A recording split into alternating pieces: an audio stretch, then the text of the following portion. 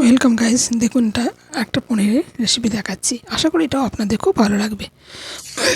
প্রথমে এটা আমি সম্পূর্ণ সর্ষের তেলে করেছি। পনিরগুলোকে আমি কিউব করে কেটে নিয়েছি।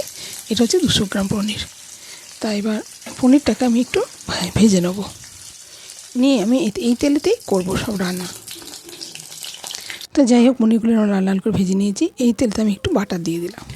এবার এতে আমি ফোড়ন দেবো, গোটা গরম মশলা, তেজপাতা আর একটা লঙ্কা ফোড়ন দেবো। এবার ফোড়নটা হওয়ার সাথে সাথে মশলাগুলো সব দিয়ে দেবো। প্রথমে দিয়ে দিলাম আদা, টমেটো আর কাঁচা লঙ্কার পেস্ট। তারপরে দিয়ে দেবো এই যে শুকনো মশলাগুলো দেখছেন, এগুলো সব দিয়ে দেবো। নুন, মিষ্টি, ধনে, জিরে, এমনি লঙ্কা, কাশ্মীরি লঙ্কার গুঁড়ো সব। এবার এটাকে তেলেতে কষে নিয়ে এটা একটুখানি পোস্ত বাটা সেটাকেও দিয়ে দিলাম। দেওয়ার পর এই দইটা রেখেছিলাম, দইটা সম্পূর্ণ দিয়ে দিলাম। এবার এটাকে আমি, আর এটা ছিল একটু টমেটো কেচাপে।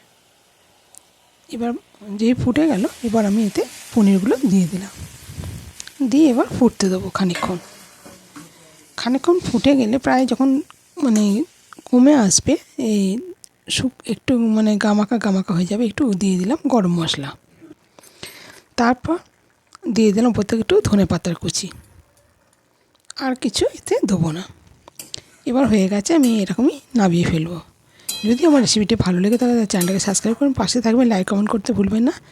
এটা যে কোনো সময় যে কোনো দিন খাওয়া যায়। একটা সম্পূর্ণ নিরামিষ রেসিপি, রুটি, ভাত, পোলাও সবেতেই ভালো লাগে। কেমন লাগলো রেসিপিটা?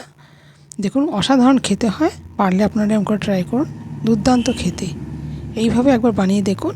পনিরের তো অনেক রকম রেসিপি করেছেন, এরকমভাবে করে দেখুন না একবার।